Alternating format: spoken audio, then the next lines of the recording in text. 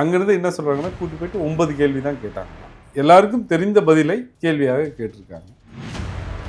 திருமாவளவன் அவர்களா இருக்கட்டும், இல்ல சண்முகம் அவர்களா இருக்கட்டும், அவங்க பெண்கள் குறித்து அவர் அவதூறாக பேசினது தவறுதான். அதுக்காக கைது நடவடிக்கை எடுத்திருக்க தேவையில்லை அப்படின்னு. ப்ராப்ளம் வந்து பெர்ஸ்பெக்டிவ் நீங்க ஒரு வார்த்தை சொன்னீங்கல்ல, அதுதான் பிரச்சனை. வேலை அவர் சிறையில் இருக்க வேண்டியிருந்தா மொத்த தமிழகத்தினுடைய பார்வையும் அதனுடைய கவனமும் எங்க திசை திருப்பப்பட்டிருக்கும். பொருளாதாரத்தினுடைய அறிக்கையை பற்றி பல்வேறு ஏடுகள் சொல்லியிருக்கிறத பற்றி யாரும் பேசியிருக்க மாட்டாங்க. சட்டம் ஒழுங்கு பிரச்சனை எவ்வளோ மோசமாக இருக்குது, இவ்வளோ கொலைகள் இருக்குது, இவ்வளோ கற்பழிப்புகள் இருக்குது, அதை பற்றி யாரும் பேசியிருக்க மாட்டாங்க.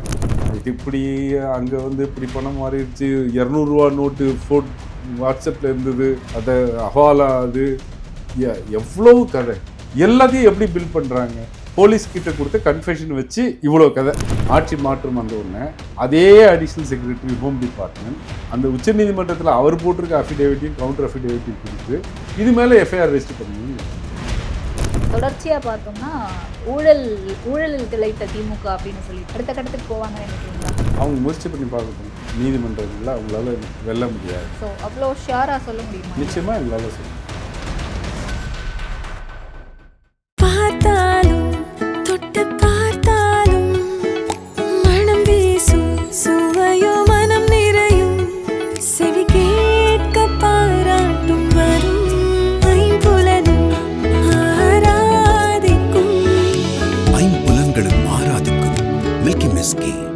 வணக்கம் சார். வணக்கம். எதிர்க்கட்சி தலைவர் உதயநிதி ஸ்டாலின் அவர்கள் கைது அப்படின்ற ஒரு விஷயம் இன்றைக்கு தமிழ்நாடு முழுவதும் ஒரு மிகப்பெரிய அதிர்வலையை ஏற்படுத்தி இருக்கு. திமுகவினர் அங்கங்க எல்லா மாவட்டங்கள்லையும் ஆர்ப்பாட்டம் போராட்டத்தில் குதிச்சிருக்காங்க. ஸோ முதல்ல கைது அப்படின்ற ஒரு விஷயம் எத்தனை மணிக்கு காலையில் உங்களுக்கு தெரிய வந்துச்சு சார்? எங்களுக்கு சொன்னது வந்து 8:30 மணிக்கு சொன்னாங்க. 8:30 மணிக்கு இந்த மாதிரி கைது செய்வதற்காக போலீஸார் வந்திருக்காங்கன்னு தான் முதல்ல சொன்னாங்க. இப்போ நாங்கள் என்ன சொன்னோம், நோட்டீஸ் கொடுக்க வந்திருப்பாங்க. அதாவது 7 வருடங்களுக்கு குறைவான தண்டனை கொடுக்கப்படக்கூடிய வழக்குகளில் ஒரு நோட்டீஸ் கொடுக்கணும். அதை இந்த அரசாங்கம் வந்த பிறகு அதை வேறு மாதிரி இன்டர்பிரேட் பண்ணாங்க. என்னென்னா, கைது செய்வது ரூலு, எக்ஸப்ஷன் கேஸில் தான் நாங்கள் கைது செய்ய வேண்டாம்னு முடிவு பண்ணி நோட்டீஸ் கொடுப்போம் அப்படின்னு 2-3 வழக்கில் ஆர்கியூ பண்ணாங்க. ஆனால் சத்யேந்திரகுமார் அன்டில்ன்ற ஒரு வழக்கில் 2026 உச்சநீதிமன்றம் என்ன சொல்லுது, நோட்டீஸ் கொடுக்கறது தான் ரூலு, நோட்டீஸ் இல்லாமல் அரெஸ்ட் பண்ணுறது எக்ஸெப்ஷன் சொல்கிறாங்க. அது டிபேட், பெரிய டிபேட், லீகல் டிபேட். ஸோ நாங்கள் என்ன நினச்சோம், ஒரு பொதுக்கூட்டத்தில் பேசின தவறாக திரிக்கப்பட்ட ஒரு விஷயத்துக்கு போய் அரெஸ்ட்லாமல் வருவாங்க, நோட்டீஸ் கொடுத்ததுக்காக வந்திருப்பாங்கன்னு சொல்லிட்டு நாங்கள் அது மட்டும் கொஞ்சம் கேளுங்க, நோட்டீஸ் கொடுக்க வந்திருக்காங்களா. ஒரு 9-9:15 போல் சொன்னாங்க, இல்லை நோட்டீஸ் கொடுக்க வரலையும், அரெஸ்ட் பண்ண வந்திருக்காங்களா. ஓகே, எத்தனை காவல்துறையினர் வந்திருந்தாங்க சார் அந்த டைமுக்கு? ஏறக்குறைய எனக்கு தெரிஞ்சு தஞ்சாவூர்லேருந்து ஒரு 15 பேர் வந்திருந்தாங்கன்னு நினைக்கிறேன். ஆனால் சென்னை மாநகர காவலிருந்து ஒரு இணை ஆணையாளர் எல்லாருமே இருந்தாங்க. உடனே ஆன்டிசிபேட்டரி பில் போடுறதுக்கான முடிவு எடுத்து அதற்கான ஒரு குழுவை வழக்கறிஞர்களை அனுப்பிச்சி வச்சுட்டு தஞ்சாவூர் நீதிமன்றத்துக்கான வழக்கறிஞர்கள் குழுவை ரெடி நாங்கள் எல்லோரும் அவங்க வீட்டுக்கு போனோம், போய் கேட்டோம். அதுக்குள்ளே 10, 20, 25க்கெல்லாம் மென்ஷன் பண்ணிட்டாங்க. ஜட்ஜ் என்ன சொன்னாங்க, நான் காலையில் முன்னாடி எடுத்துக்கிறேன் அப்படின்னு சொன்னாங்க. 1:30 மணிக்கு முன்னாடி எடுத்துக்கிறேன்னு சொன்னாங்க. அதுக்கப்புறம் அது மென்ஷன் பண்ண சீனியர் அட்வொகேட் வந்து இல்லை நாட் டு பெர்சிபிட்டேன்னு கேட்டிருப்பாங்க போல இருக்குது. Judge look in to that அப்படின்னு சொல்லியிருக்காரு. அப்படின்னா அது யூஸ்வலாக நாட் டு பெர்சிபிட்டேட் தான். இப்போ நாங்கள் போனப்போ நான் கேட்டேன், நாங்கள் ஆன்டிசிபேட்டரி பில் மூவ் பண்ணிட்டோங்க, நீங்கள் தயவு செய்து உங்கள் வழக்கறிஞரான அரசு வழக்கறிஞர்கிட்ட கேளுங்க கோர்ட்டில் என்ன நடந்ததுன்னு, ஏன் அவசரப்படுறீங்க, கோர்ட்டில் 12 மணிக்கு எடுத்துக்கிறேன்னு சொல்லியிருக்காங்க, அதுக்குள்ளே பார்க்கலான்னா அவங்க பப்ளிக் ப்ராசிக்யூட்டர்கிட்ட நாங்கள் பேசினாங்களா இல்லையான்னு எங்களுக்கு தெரியாது, பேசணும், அந்த மாதிரி இடைக்கால உத்தரவுலாம் இல்லை, நாங்கள் அரெஸ்ட் பண்ண போகிறோம். அப்போ மாண்புமிகு கழக தலைவர் அவர்கள் வந்து என்ன சொல்லிட்டாங்க, அந்த இடத்துல எந்த சட்ட ஒழுங்கு பிரச்சனையும் வரக்கூடாது, அரெஸ்ட் பண்ணணும்னா அரெஸ்ட் பண்ணிக்க சொல்லுங்கன்னு சொன்னாங்க. அப்புறம் மாண்புமிகு எதிர்க்கட்சி தலைவர்கிட்ட சொன்னோம். அவர் இல்லை அரெஸ்ட் ஆகுறதுல ஒன்றும் பிரச்சனை இல்லை, நான் போயிட்டு வந்துடுறேன் அப்படின்னு சொல்லிட்டு அவங்க கிளம்பிட்டாங்க. அவங்கள அனுப்பிச்சிட்டு நாங்கள் கோர்ட்டுக்கு வந்தோம். கோர்ட்டில் விசாரணை அப்போ ஒரு மணி போல் வழக்கு எடுத்துக்கொள்ளப்பட்டது. அப்போ வந்து பெட்டிஷன் நம்பர் ஆகி வரல.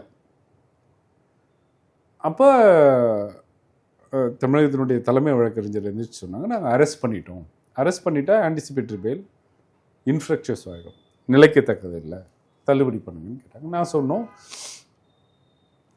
மெட்ராஸ் ஹைகோர்ட்டில் பல முன்மாதிரிகள் இருக்குது.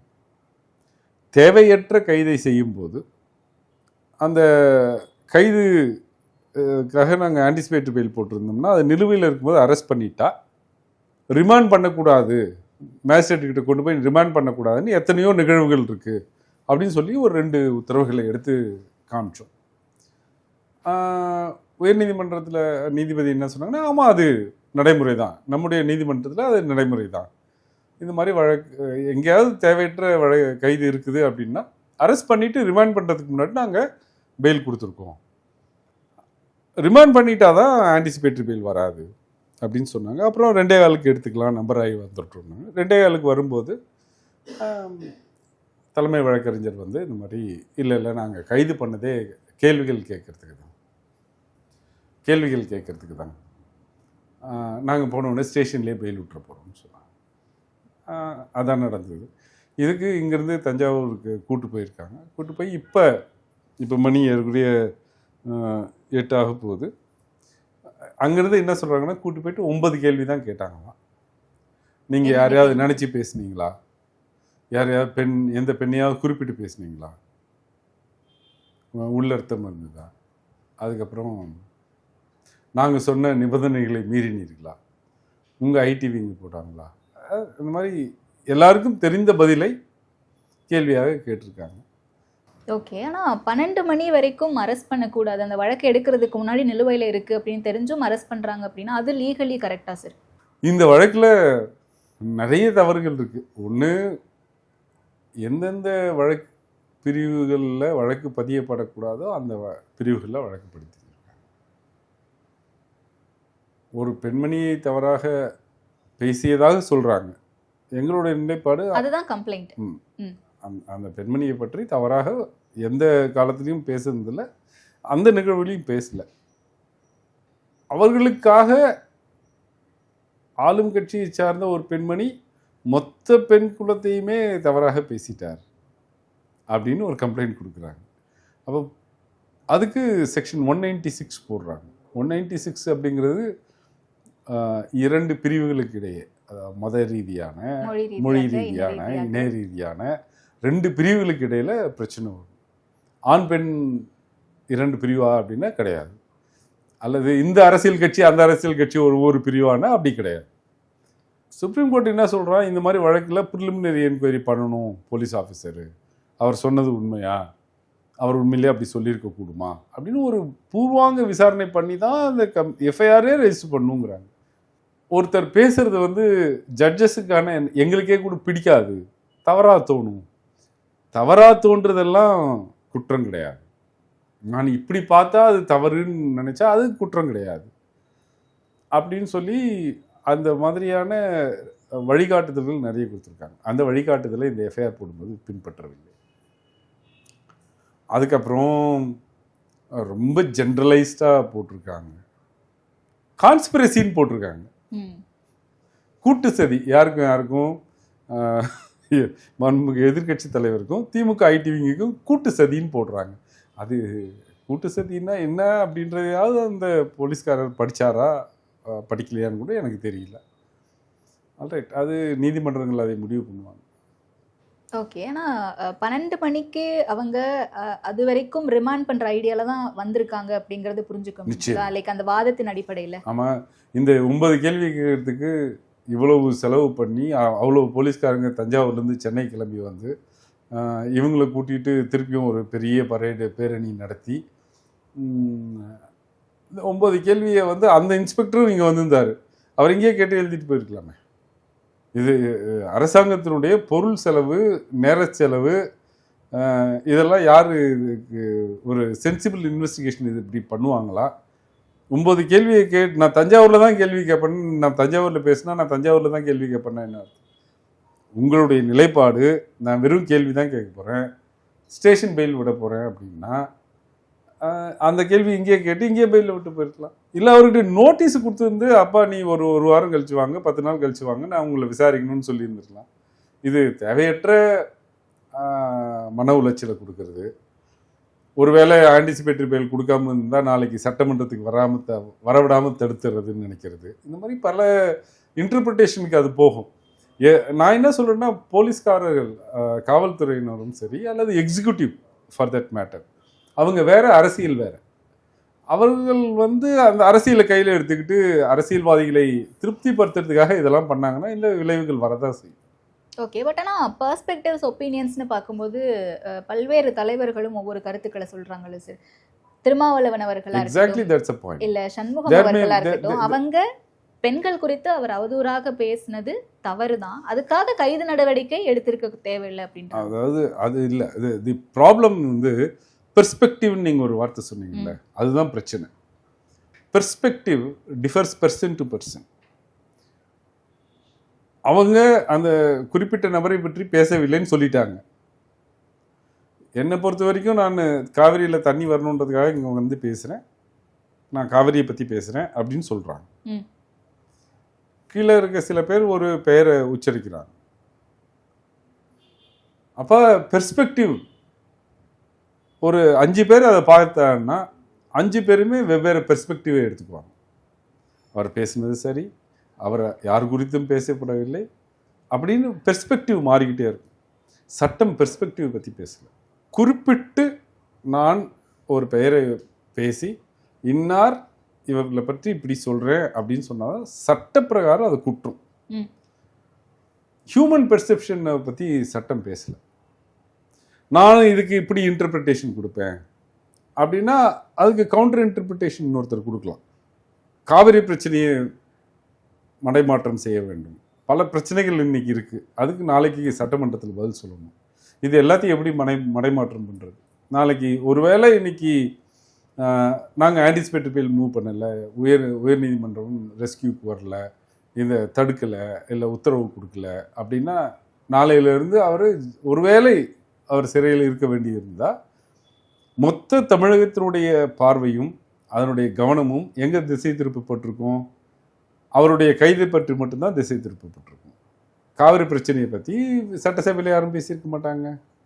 பொருளாதாரத்தினுடைய அறிக்கையை பற்றி பல்வேறு ஏடுகள் சொல்லியிருக்கிறத பற்றி யாரும் பேசியிருக்க மாட்டாங்க. சட்டம் ஒழுங்கு பிரச்சனை எவ்வளோ மோசமாக இருக்குது, இவ்வளோ கொலைகள் இருக்குது, இவ்வளோ கற்பழிப்புகள் இருக்குது, இவ்வளோ சின்ன குழந்தைங்க சீரழிக்கப்பட்டு கொலை செய்யப்பட்டிருக்காங்க, அதை பற்றி யாரும் பேசியிருக்க மாட்டாங்க. அப்போ ஒரு முதல் பட்ஜெட் கூட்டத்தொடரிலேயே மக்கள் மனதை மாற்றுவதற்காக ஒரு பெரிய தேவையில்லாத ஒரு அரெஸ்ட்டை பண்ணி அவர் உள்ளே வச்சுட்டு இருந்தால் அவங்க சக்ஸஸ்ஃபுல்லாக இருந்திருப்பாங்க. நாளைக்கு பட்ஜெட் கூட்டத்தொடரில் நாங்கள் பட்ஜெட்டை மட்டும் முன்வைக்க போகிறது கிடையாது, ஊழல் பட்டியலையும் முன்வைக்க போகிறோம், அதில் உதயநிதி அவர்களுடைய பெயர் இருந்தாலும் இருக்கும், அதனால் அவர் சட்டமன்றத்தில் இருக்கிறது தான் எங்களுக்கும் நல்லது அப்படின்ற வாதத்தை அவங்க தரப்புல இருந்து வைக்கிறாங்க. அதாவது ஊழல் குற்றச்சாட்டை எங்கே வைக்கணும்? நீதிமன்றத்தில் வைக்கணும். நீதிமன்றத்தில் வச்சு ப்ரூஃப் பண்ணணும். இப்போ இத்தனை போட்டிருக்காங்களே ஊழல் குற்றச்சாட்டுன்னு சொல்கிறாங்களே, இப்போ இன்னைக்கு அந்த எம்எல்ஏ விலைக்கு வாங்கினதாக குதிரை பேரம் அதுக்கு கரப்ஷன் கேஸ் போட்டாங்க. விஎன்டிசி அதை விசாரிக்கல, ட்ரிப்ளிகேன் போலீஸ் ஸ்டேஷன் விசாரிக்கிறாங்க. இதை நாங்கள் முதல்ல எடுத்து சொல்லிக்கிட்டு இருக்கோம். அதில் அரசை கவிழ்ப்பதற்காக டாப்லிங் த கவர்மெண்ட்ன்ற வேர்டை ஃபஸ்ட்டு நாள் யூஸ் பண்ணாங்க.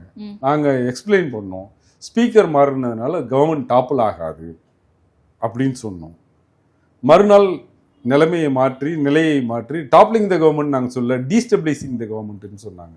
டீஸ்டபிளைசிங் த கவர்மெண்ட்டுக்கு எப்படி கரப்ஷன் ஆக்ட் வரும் அதெல்லாம் கேட்டோம். பணம் கைமாற கூட இல்லை, அவர் வேணான்னு சொல்லிட்டாரு அப்படின்னா அந்த வழக்கை எது வரைக்கும் நீட்டி கொண்டு போனாங்க. 14 பேர் அரெஸ்ட் பண்ணாங்க. அவங்களுடைய பர்சனல் பிஸ்னஸில் இருக்க பணத்தெல்லாம் இது பண்ணாங்க. என்னென்னவோ திரிபு சங்கதிகளை சொன்னாங்க. இது இப்படி அங்கே இப்படி பணம் மாறிடுச்சு, 200 ரூபா நோட்டு வாட்ஸ்அப்பில் இருந்தது, அதை ஹவாலா, அது எவ்வளவு கதை. எல்லாத்தையும் எப்படி பில் பண்ணுறாங்க? அனுமதிக்கப்படக்கூடாத போலீஸ்கிட்ட கொடுத்த கன்ஃபெஷன் வச்சு இவ்வளோ கதை. இன்னைக்கு உயர்நீதிமன்றம் என்ன பண்ணுச்சு? ஃபஸ்ட்டு பெஞ்ச் ஆஃப் ஹைகோர்ட்டில் இந்த கேஸை அப்படியே ஸ்டே பண்ணிட்டாங்க. ஏன் குற்றம் சுமத்தப்பட்டவர்கள் இவ்வளோ பிரச்சனை இருக்குங்க, இதில் இந்த மாதிரி முறைகேடாக விசாரணை நடக்குது, இவ்வளோ மேலஃபைடாக நடக்குதுன்னு எடுத்து சொல்லி எங்களை சிபிஐ விசாரிக்க சொல்லுங்கன்னு கேட்டு இன்றைக்கி அந்த கேஸையே ஸ்டே பண்ணிட்டாங்க. எஃப்ஐஆர் போட்ட 40 நாளுக்குள்ளார ஒரு கேஸ், அதுவும் கரப்ஷன் கேஸு ஸ்டே ஆகி பார்த்துருக்கீங்களா? இப்போ இதில் என்ன ஊழல் குற்றச்சாட்டு சொல்ல போகிறீங்க? இதில் செந்தில் பாலாஜி அரெஸ்ட் பண்ண பார்த்தாங்க, அவங்க தம்பி அரெஸ்ட் பண்ண 2வது வழக்கு போட்டாங்க. உச்சநீதிமன்றம் திரு செந்தில் பாலாஜிக்கு ஆன்டிசிபேட்டரி பில் கொடுத்துருக்காங்க.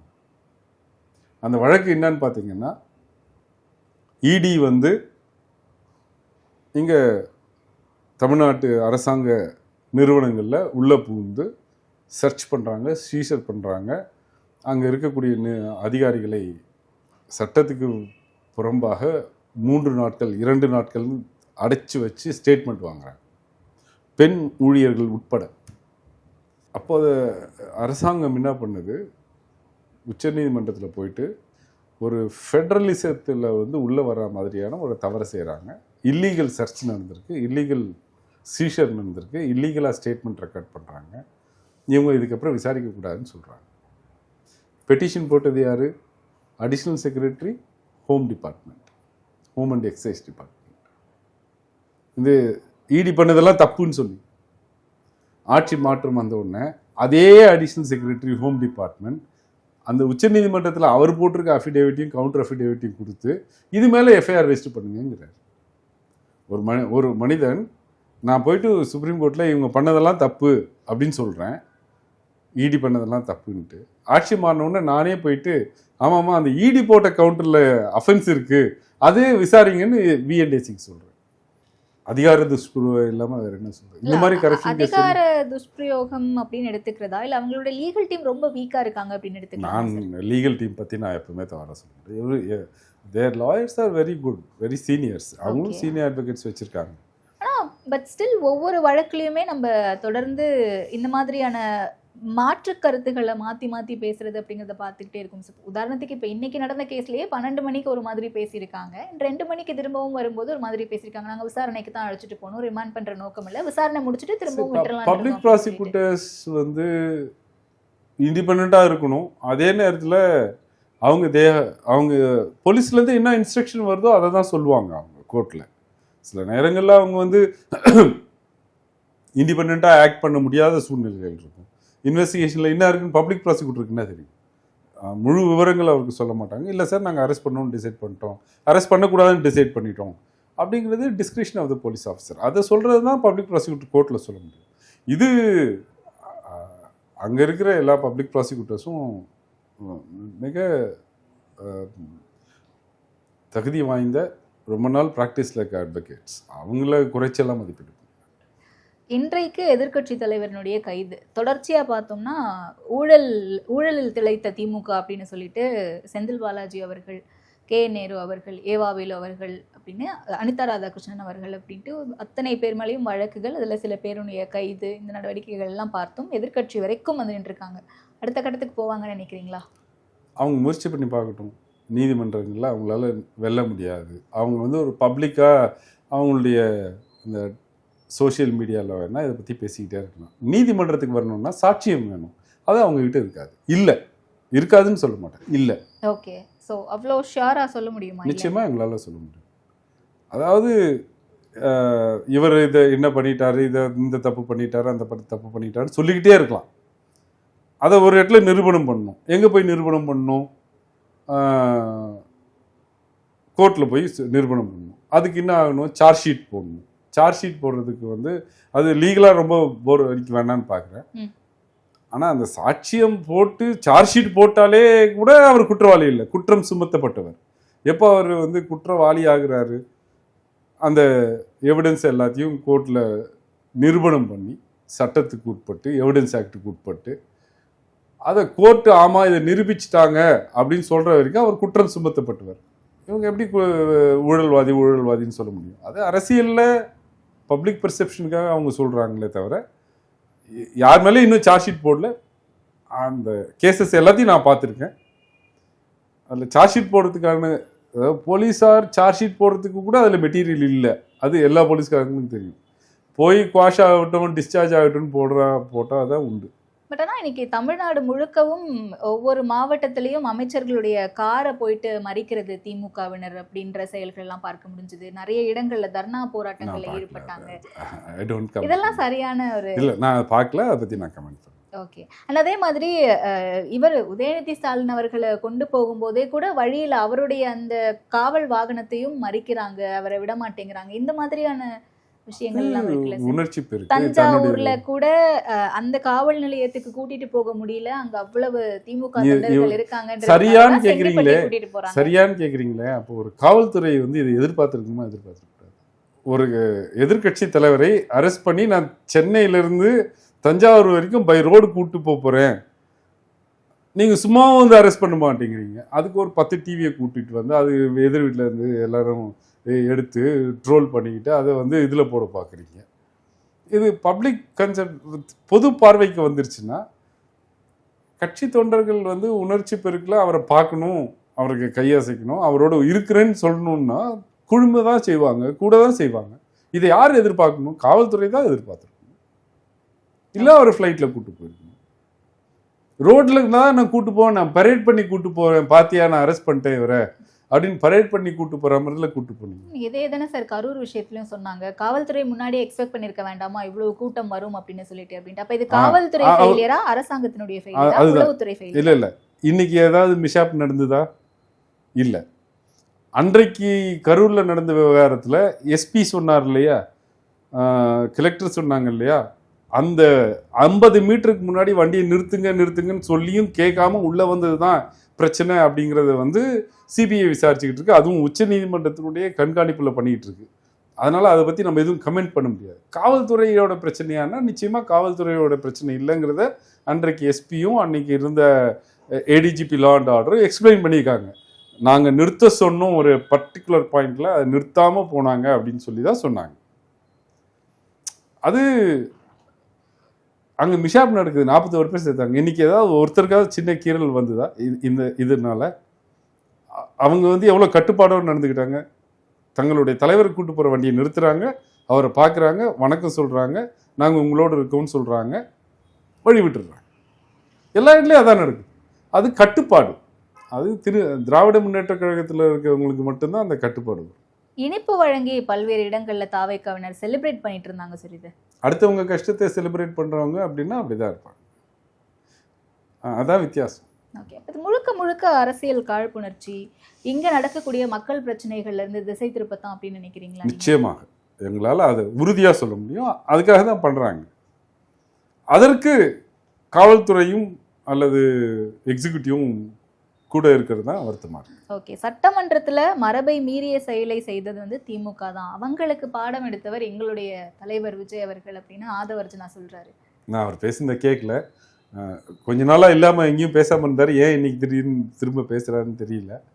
சட்டமன்றத்தில் யார் எப்படி நடந்துக்கிட்டாங்கன்றது தமிழ்நாடே பார்த்துச்சுல்ல. யார் ஒழுக்கம் அற்று ஒரு செயலை செய்யக்கூடாத யார் பண்ணாங்கன்றது தமிழ்நாடே பார்த்தாங்க. அதற்கான பின்விளைவுகளையும் அவங்க பார்த்துக்கிட்டாங்க. இன்னைக்கு பல்வேறு தரப்பினரும் கைது செய்தது தவறுன்னு சொல்றாங்க, பல்வேறு தரப்பினர் தவறு இல்லைன்னு சொல்றாங்க. 2 விஷயம் இருக்கு. பட் அதை தாண்டி ஒருவேளை ஆன்டிசிபேட்டரி பெயில் கிடைக்காம இருந்திருந்தா இந்த விஷயம் எப்படி போயிருக்கும்னு நினைக்கிறீங்க? நிச்சயமா எந்த காரணத்துக்காக அவரை கைது செய்தார்களோ அதை அவங்க அச்சீவ் பண்ணி இருந்திருப்பாங்க.